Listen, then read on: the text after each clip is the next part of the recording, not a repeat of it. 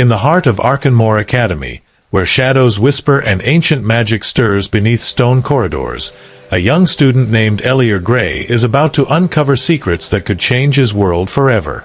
Hidden in the East Wing, 3 legendary artifacts, the Deathly Hallows, await a hand brave enough and a heart pure enough to wield them.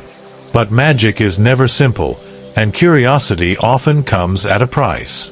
As Elior steps into the chamber of glowing relics, he will face trials of courage, friendship, and the unknown. The whispers of the Academy are calling. Will he listen, or will the shadows consume him? Chapter 1. The Whispering Halls. The first light of dawn crept over Arcanmoor Academy like soft liquid gold, spilling across the ancient towers and the ivy-wrapped stone walls. The air was crisp, carrying a faint scent of dew-soaked grass and enchanted parchment from the library. Sparrows with tiny silver-feathered wings flitted from roof to eaves, their delicate chirps echoing faintly in the cobblestone courtyard below. Elior Graye's footsteps were muffled against the frost-covered stones as he walked through the courtyard, each step sending a puff of mist into the cold morning air. His satchel bounced lightly against his side, filled with books, notes, and a small, carefully folded map he had found in the library the night before. There was a quiet thrill in his chest, an almost electric hum that made the hairs on his arms stand on end. Today, something felt different. The morning itself seemed alive, as if the very air was brimming with secrets waiting to be uncovered. Elior tilted his head, listening carefully. Faint whispers, like the sigh of the wind against stone, drifted through the Academy's corridors. For a moment, he wondered if it was only his imagination. Then he smiled, because deep down, he knew it wasn't. The halls always had something to say. They only spoke to those willing to listen. "You're early," came a soft, melodic voice from the side of the courtyard. Elior turned to see Lyra Vale emerging from beneath the archway of ivy. Her long, chestnut hair gleamed in the morning light, and her glasses reflected the sun's gentle rays. She carried a precarious stack of books, the bindings worn and labeled in faint, elegant script. Her calm, observing eyes scanned Elior with quiet amusement. "I like mornings," Elior said, a small grin tugging at his lips. "Especially ones that feel unusual." Lyra tilted her head, a faint eyebrow raised. "Unusual? I think you mean foreboding. Or one of your ominous premonitions." Elior shrugged. "Maybe. Or maybe it's just the whispering halls. They never sound quite the same twice. And today, they're calling." Before Lyra could respond, a sudden burst of energy and sound heralded Coren Dusk's arrival. He came bounding across the courtyard, his dark eyes gleaming with excitement. His backpack hung half open, revealing an assortment of ropes, hooks, and parchment maps rolled tightly. "If the halls are whispering," he said, spinning in a small circle, "I want to know what they're saying. Come on, Elior, Lyra. We have to see for ourselves." Elior glanced at Lyra, uncertainty in his eyes. "The East Wing," he murmured, almost to himself. That part of the Academy was forbidden to students without a teacher's escort. Professor Althea Moorn had warned him once that the East Wing contained relics too volatile to touch.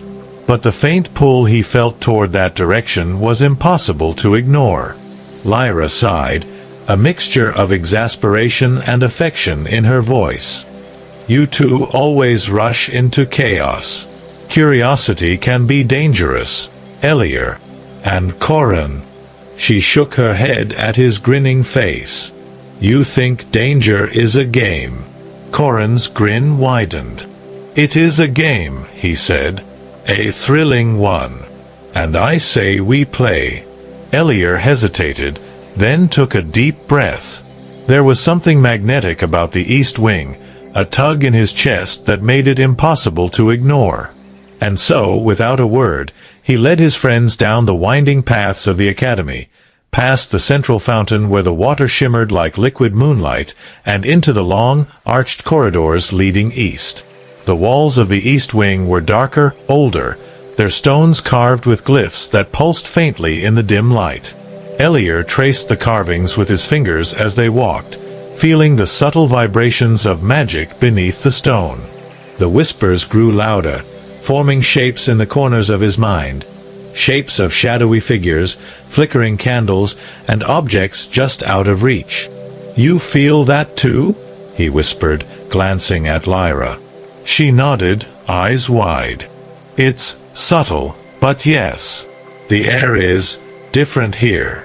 Charged." Coren, as always, didn't notice the tension. "Charged with adventure," he declared. "Or ghosts. Ghosts are cool, right?" A faint chuckle echoed along the walls, though they couldn't tell if it was Coren or the Academy itself. The three friends approached a heavy, rune-covered door at the far end of the corridor. The carvings glowed faintly as Elior's hand brushed the cold wood. The door shivered under his touch, and a soft, almost musical groan reverberated through the corridor. "Are we really doing this?" Lyra asked, her voice barely above a whisper. "Absolutely," Coren said, a mischievous sparkle in his eyes. "Exactly the kind of trouble I live for." Elior's hand lingered on the door, feeling its subtle heartbeat, like the pulse of something alive beneath the ancient wood. With a quiet push, the door creaked open to reveal a spiral staircase descending into darkness. Faint light shimmered from moss along the walls, glowing a soft, pale blue, illuminating the path ahead. The three friends stepped cautiously into the staircase, the sound of their footsteps swallowed by the shadows. Every corner, every echo, made Elior's heart beat faster. And then, at the bottom, they entered a chamber unlike any they had seen before. It was circular, vast, and silent. Dust motes floated in shafts of light that seemed to come from nowhere, and shelves lined with ancient, forgotten relics filled the periphery. Candles flickered to life as they stepped further in, as though the room itself was welcoming, or perhaps testing them. In the center of the chamber, on a pedestal carved from white marble, rested three objects that shimmered with a soft, ethereal light. A wand of polished mahogany with silver inlays, a crystal orb that seemed to hold stars within its core, and a dagger, black as night, with runes etched into its blade. Elior's breath caught in his throat. "The Deathly Hallows," he whispered, his voice trembling. "They're real." Lyra stepped closer, her eyes scanning each object with intense scrutiny. "We need to be careful," she warned softly. "Everything about these artifacts, everything about them screams danger." Before Elior could respond, a soft, commanding voice filled the chamber, yet no one appeared in the shadows. "Careful, yes. Hesitant, no." Professor Althea Moorn emerged from the darkness, her robes flowing like liquid twilight. Her eyes, wise and motherly, scanned the room with an intensity that made Elior straighten involuntarily. "The Hallows are not toys," she said gently, yet firmly. "They test the hearts of those who seek them. What you choose here will shape more than your destiny. It will shape the very soul of Arcanmoor." Elior swallowed hard. His gaze fell on the wand, its smooth surface calling to him with a warmth he couldn't explain. A shiver ran through his body, part fear, part exhilaration, and part something entirely new. The adventure had begun. And already, the world felt impossibly larger than he had ever imagined. Chapter 2. The Secret Chamber. The morning lessons had passed in a blur of routine charm exercises, the flick of wands, and whispered incantations meant to tame small, misbehaving spirits. Professor Althea Moorn's voice floated through the halls, calm and measured, explaining the intricacies of protective wards. Yet Elior Graye could hardly focus. Every flicker of sunlight on the polished floors, every shadow dancing along the walls, seemed to pull his mind eastward, to the forbidden wing, to the whispering corridor that had haunted his imagination all week. By midday, the tug of curiosity had become irresistible. During lunch, Elior scribbled a note and tucked it into Lyra's hand as she passed by the dining hall. The paper was small, folded twice, yet the words were simple. "Meet me by the library after classes. There's something you need to see." Lyra's eyes flickered with a mixture of amusement and concern. She slid the note into the pages of her notebook without a word, but Elior could see the subtle nod that promised she would be there. Coren, of course, had already overheard the plan. "Secret adventure, is it?" he said with a grin, already bouncing on his toes with excitement. The library itself was a cathedral of knowledge. High vaulted ceilings arched like the ribs of a great beast, and sunlight streamed through stained glass windows, painting the stone floors with shards of red, blue, and gold. The air smelled of aged parchment, lavender dust, and a faint hint of something older, something magical. Finner Reed, the elderly librarian with a snowy beard and twinkling eyes, looked up from his ledgers as Elior approached. "Looking for anything particular today, young Master Graye?" he asked in his soft, gentle voice. "The East Wing," Elior said cautiously. I think there's something there, something important." Finner's eyes twinkled, as though he had been expecting this answer all along. He leaned on his cane and spoke with measured warmth. "Follow the whispers, Elior. But remember this, even the quietest of secrets has consequences. Curiosity is a flame, bright, warming, but capable of burning if one is careless." Elior nodded, his heart hammering with anticipation. Lyra and Coren joined him silently, the three of them slipping past towering shelves and rows of ancient tomes toward the library's hidden side exit.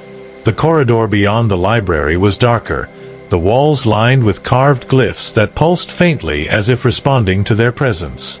Elior's fingertips brushed the cool stone, feeling the subtle vibration beneath his skin. Each step echoed softly, swallowed by the shadowy hall, until they reached the door at the far end. Heavy, carved with protective runes, ancient and powerful. Lyra paused, placing her hand lightly on the carvings. "It feels alive," she whispered. "Like it's waiting for something." Coren snorted. "Maybe it's waiting for us to make trouble." Elior ignored the teasing.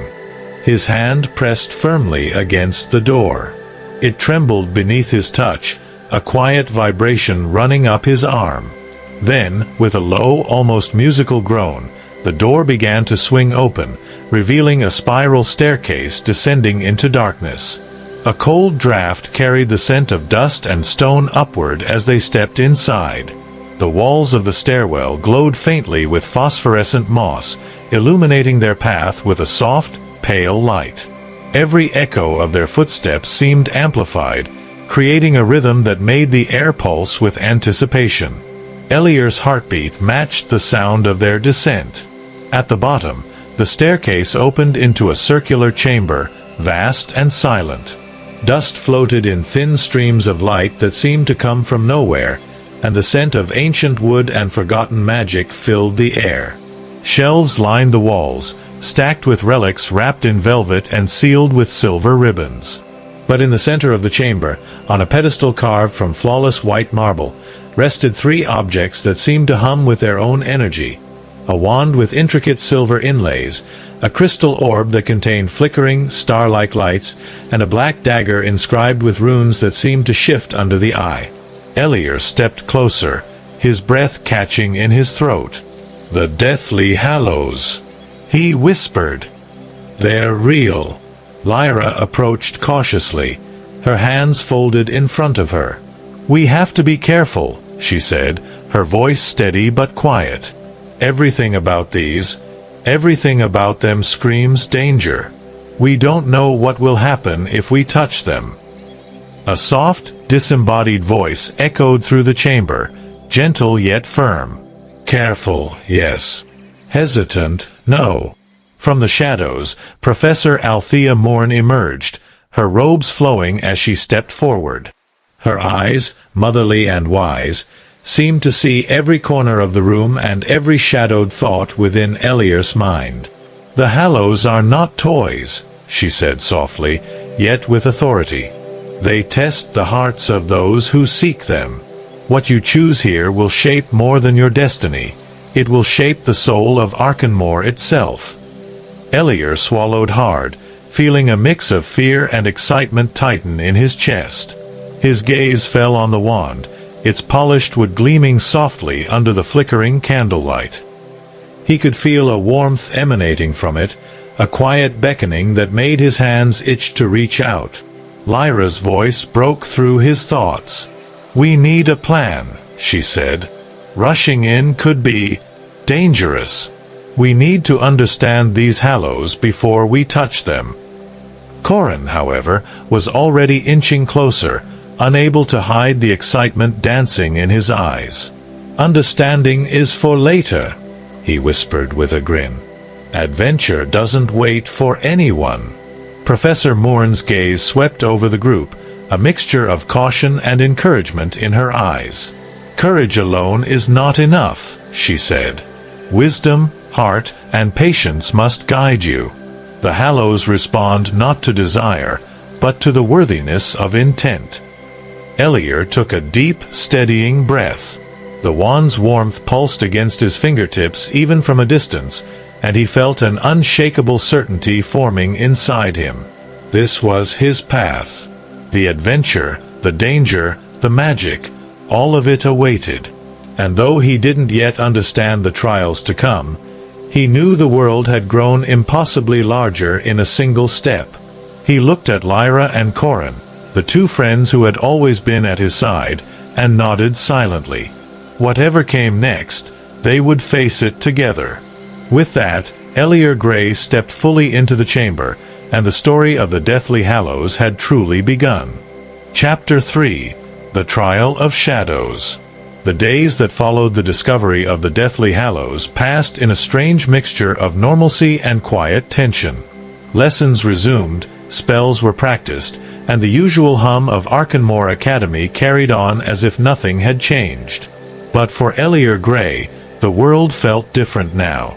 Every shadow seemed deeper, every whisper of the corridors more urgent, as though the Hallows themselves had set a subtle pulse through the ancient stone. Lyra poured herself into research. The library became her second home, the stacks of tomes and manuscripts forming a quiet fortress around her. She cross-referenced every legend of the Hallows she could find, from dusty scrolls to annotated journals left behind by students long gone. Coren, ever restless, patrolled the halls and hidden passageways, probing doors and secret staircases with relentless curiosity. And Elior, well, Elior's mind was rarely still. Every free moment was spent planning, imagining, and wondering. One chilly evening, as the sun dipped low behind the towers, Elior found himself in the quietest corner of the common room, where flickering candlelight danced across the worn tapestries. Mira Fenlo approached him, her movement almost soundless, as if the shadows themselves carried her. Mira had always been shy, her voice soft, her eyes wide with quiet intelligence. Yet when she spoke, it was with authority that belied her gentle demeanor. "Elior," she whispered, glancing around to ensure they were alone, "there's something you need to know. There's a trial connected to the Hallows. Not just a test of skill, but of heart, courage, and mind. Many have failed before, and the Hallows do not forgive recklessness." Elior's chest tightened. "Why are you telling me this?" he asked, almost breathless. "Because you're meant to face it," Mira said softly, her gaze steady. "And if you don't, the shadows will take more than your curiosity. They will take you." Elior nodded slowly, absorbing her words. There was no fear in her eyes, only quiet warning and trust. And in that moment, he felt the weight of the responsibility resting on his shoulders. That night, sleep eluded him. Every time his eyes closed, he saw the spiral staircase, the flickering candles, and the Hallows' soft, almost seductive glow. Shadows whispered along the walls, twisting and stretching into forms he could not name. And when he finally drifted into unconsciousness, the shadows followed him into his dreams. He awoke to a faint rustling at the edge of his bed. The wind whispered against the window, carrying a voice that was almost human, almost familiar. He blinked. "The East Wing," he murmured. His pulse quickened. The trial had begun. Lyra and Coren were waiting outside, their faces illuminated by the pale moonlight. Lyra's calm determination steadied him. Coren's grin reminded him that fear could be tempered by courage. Together, they approached the East Wing, their footsteps echoing through empty halls like a quiet drumbeat. The chamber awaited, silent and expectant. Candles flickered to life as they entered, casting dancing shadows across the walls. The three Hallows rested on their pedestal, glowing faintly with a subtle, magnetic light. Elior stepped closer, heart pounding, as the shadows around them began to writhe and coil. Then the trial began. The shadows moved like living water, shaping themselves into forms that reflected Elior's deepest fears. Failing his friends, losing the Hallows, and being powerless against the forces he could not yet comprehend. The chamber seemed to expand, folding around him, every echo of his own footsteps becoming a chorus of doubt. "You must face what you fear," a familiar voice resonated softly, yet everywhere at once. "Only then will the path reveal itself." Elior's mind raced. He saw Lyra's calm reasoning, the countless nights she had spent deciphering arcane texts to guide him safely. He remembered Coren's unwavering bravery, charging forward where others hesitated. And he recalled Myra's quiet wisdom, the insight she had shared with him about courage tempered by understanding. He drew a deep breath and stepped forward. One by one, the shadow forms lunged, twisted, and spoke in voices that were eerily familiar, whispers of doubt, fear, and temptation. Elior stood his ground, speaking aloud his own truths, refusing to bow to the illusions. "I will not fail," he said firmly. "I will learn. I will be brave. I will protect those I care about." The shadows recoiled, writhing and fading, until the room seemed calm once more. The Hallows glimmered softly, as if acknowledging his resolve. Elior's pulse began to slow, replaced by a warm, steady confidence. Lyra stepped closer, placing a hand lightly on his shoulder. "You did it," she said softly.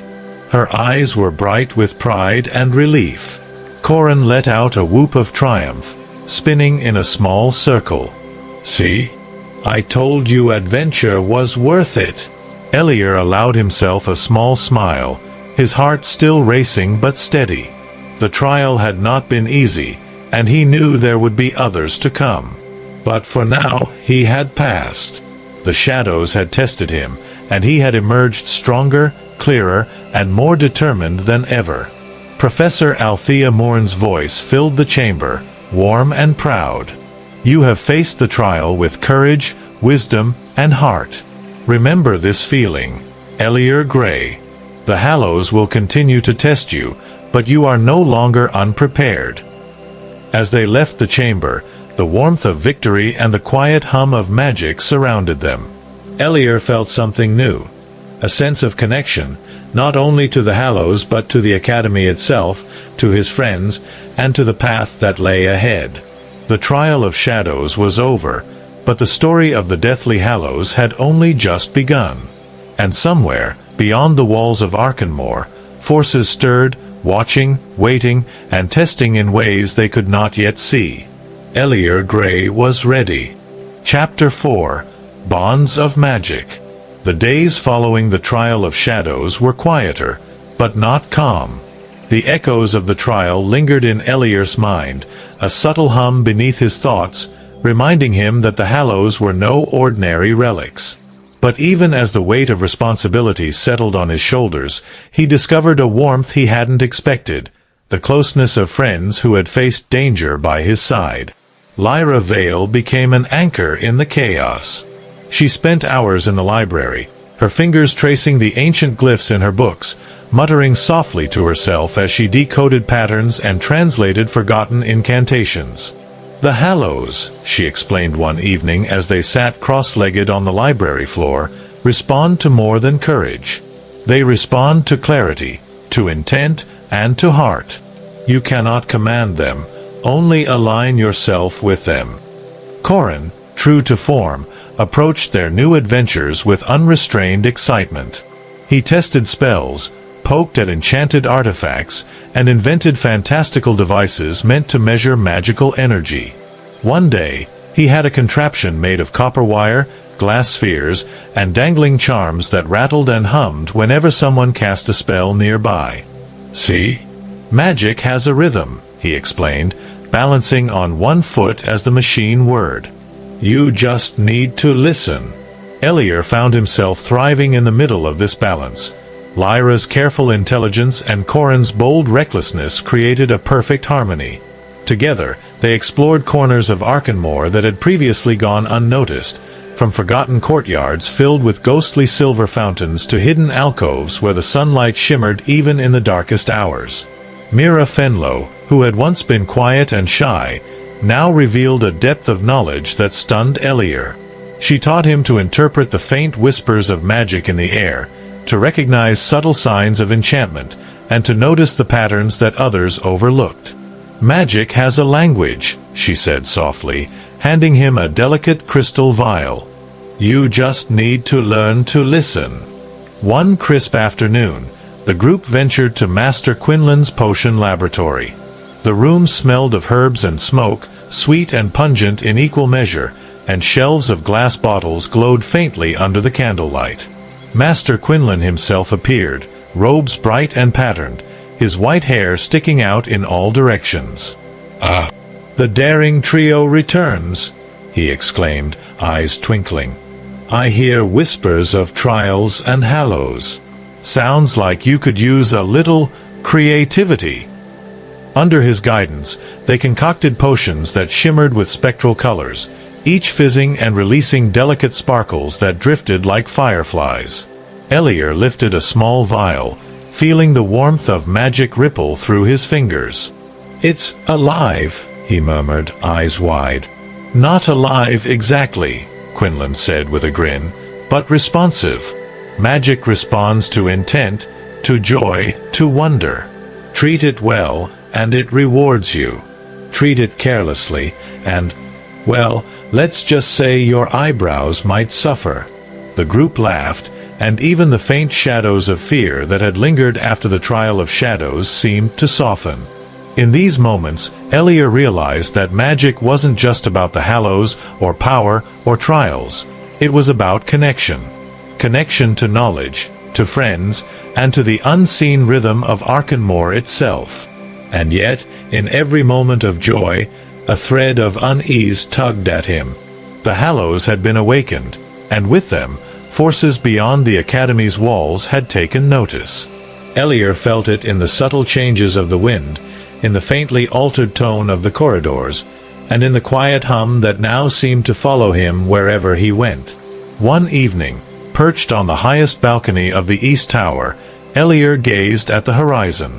The sun was dipping low, painting the sky with hues of amber and violet. The Academy stretched beneath him, a labyrinth of towers, bridges, and shadowed courtyards. Lyra stood beside him, notebook clutched tightly in her hands, filled with careful notes and sketches of glyphs, relics, and maps. Coren leaned casually against the stone railing, grin plastered across his face, as if daring the world to challenge them. "Do you think we're ready?" Elior asked quietly. Lyra looked at him, calm and assured. "Ready for what comes next? Perhaps. But magic isn't something you ever fully master. You adapt, you grow, and you trust yourself and each other." Coren added, half joking, half serious, "And if we're not ready, well, at least it'll be fun." Elior smiled, feeling the warmth of friendship and the quiet hum of magic around him. For the first time, the Hallows didn't feel like a threat. They were a promise, a call to adventure, to knowledge, and to discovery. Somewhere, beyond the academy, forces stirred, but Elior no longer feared them. He would meet them head-on, with his friends by his side, and with the lessons he had already learned firmly in his heart. As night fell and the stars blinked awake over Arcanmoor, the horizon stretched endlessly before them. The Hallows waited. Secrets waited. And Elior Graye, brave, curious, and full of heart, was ready to step into the next chapter of his adventure. Chapter 5. The Horizon Beckons. The weeks after the trial of shadows passed with a rhythm both comforting and electric. The halls of Arcanmoor Academy had returned to their usual hum, students scurrying between lessons, the echo of footsteps bouncing off stone corridors, the occasional spark of magic lighting up a classroom. Yet for Elior Graye, the world now carried a different weight. The Hallows had awakened, and with them, an undercurrent of expectation and unseen energy pulsed through the academy. Lyra, ever meticulous, had compiled a small fortress of notes, diagrams, and sketches detailing everything they had discovered. Every glyph, every pattern, every faint whisper of magical resonance was catalogued in her neat handwriting. "Elior," she said one afternoon as they pored over her notes, "these Hallows aren't just relics. They're mirrors. They reflect intent, heart, and mind. And if misused—" Her voice trailed, and the unspoken warning hung in the air. Coren, meanwhile, had found his own rhythm of preparation. He ran drills, tested potions, and charted secret passages through the academy, every corner a new potential path of discovery. He thrived on unpredictability, on daring and excitement, but even his light-hearted humor carried a new edge, a quiet respect for the magic they were now entangled with. Mira Fenlo had become an indispensable guide. Her quiet insight illuminated paths others would have overlooked, pointing out subtle patterns in the shifting corridors and noticing hidden glyphs etched into walls and staircases. "The Hallows respond not just to you," she whispered one evening, "but to everyone who walks with you. Their unity, their trust, their intent, all of it matters." One golden evening, as the sun began to dip below the horizon, Elior climbed to the top of the highest tower of the East Wing. The wind carried a crisp promise of adventure, rustling his hair and tugging at the hems of his cloak. Below him, the academy spread like a miniature city of stone and magic, towers glinting in the soft light, courtyards shaded and still, the faint hum of enchantments drifting upward. Lyra joined him, her notebook pressed to her chest. "Do you ever think about what comes next?" she asked, voice calm yet tinged with anticipation. Elior gazed at the horizon, amber clouds stretching across the sky, streaked with violet shadows. "Every day," he admitted. "I keep thinking about what the Hallows will demand of us next, about the challenges we haven't yet seen." Coren appeared on the balcony behind them, balancing with an exaggerated flourish on the railing. "Whatever comes," he said with a grin, "we'll face it, and I'll bet it'll be the most fun part yet." A quiet laughter rose in Elior's chest, mingling with the hum of magic and the wind that seemed to carry distant whispers. He realized more clearly than ever that the Hallows were not simply objects of power. They were catalysts, mirrors of courage, wisdom, and heart. They demanded that one grow, that one learn, that one bond with those who journeyed alongside them. Professor Althea Moorn's voice seemed to echo faintly from the past, guiding him still. "Courage alone is not enough. Wisdom and heart must walk with you, always." Elior thought of his friends. Lyra, steadfast and brilliant. Coren, fearless and irrepressibly bold. Mira, insightful and quietly strong. He felt their presence as a tether, a bond that made him stronger, braver, and infinitely more certain that whatever waited beyond the academy, they would face it together. The horizon stretched endlessly before them, bathed in the colors of dusk. Somewhere beyond, mysteries and dangers stirred, secrets and adventures waiting to unfold. Elior felt the subtle pull of destiny, an invisible thread tugging him toward the unknown. And though the shadows of the Hallows had tested him, he no longer feared them. With a deep breath, Elior gripped the edge of the balcony, letting the wind brush against his face. The magic of Arcanmoor coursed through him, steady and alive, connecting him to the academy, his friends, and the unseen paths that awaited. "This is only the beginning," he whispered, his voice firm, resolute. Lyra nodded, eyes glowing with quiet confidence. Coren grinned, spinning once more on the stone balcony. Mira stepped closer, her gaze steady, almost as if she could see the threads of magic stretching far beyond their sight. And as the first stars blinked awake in the violet-tinged sky, Elior Graye felt it, the call of adventure, the pull of the Hallows, and the promise of a journey that would test their courage, their friendship, and the very essence of their hearts. The horizon beckoned, and Elior, curious, kind, and brave, was ready. The story of the Deathly Hallows was far from over.